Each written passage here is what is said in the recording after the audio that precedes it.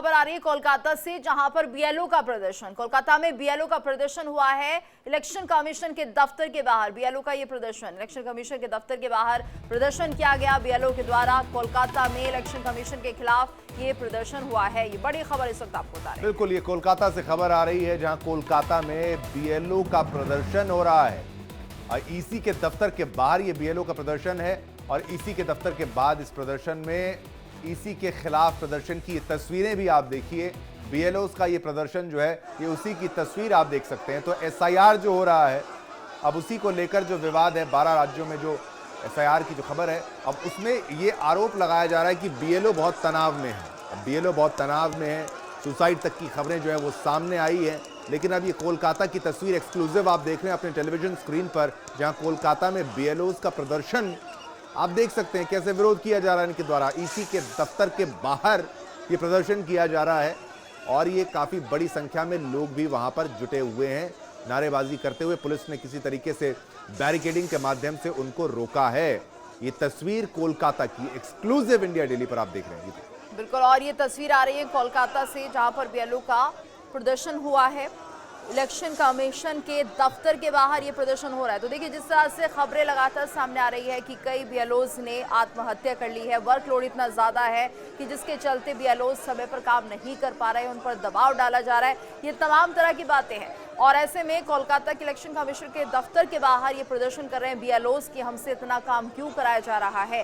हालांकि 12 राज्यों में एसआईआर की पूरी प्रक्रिया चल रही है, जिसको लेकर अब बीएलओ से जुड़ी कई खबरें सामने आ चुकी है, जिसमें कहा जा रहा है कि वो बहुत ज़्यादा दबाव महसूस कर रहे हैं। हालांकि इससे पहले ये भी कहा गया कि अगर वर्क आवर्स बढ़ाए जा रहे हैं तो अब आपको सैलरी ज़्यादा बढ़ा के दी जाएगी, अलाउंसेस दिए जाएंगे। लेकिन उसके बाद भी कोलकाता में शिवम यहाँ पर राजनीति ज़्यादा होती हुई दिखाई दे रही है।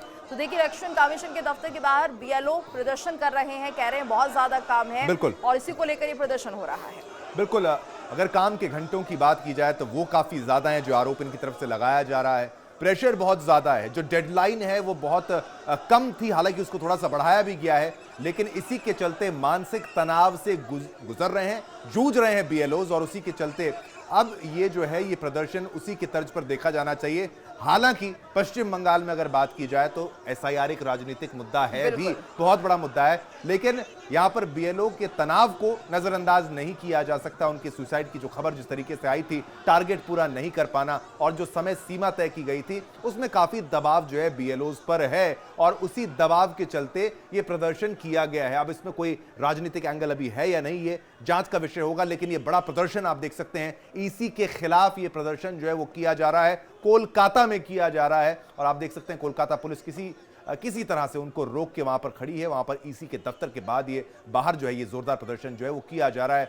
तनाव के चलते, वर्क प्रेशर के चलते और काम के जो घंटे इतने ज्यादा बढ़ा दिए गए हैं, डेडलाइन को जो मीट करना है, उसी पर अपने सारे काम को पूर्ण करना है, उसी का जो ये दबाव है एसआईआर के चलते ये प्रदर्शन उसी तर्ज पर किया जा रहा है।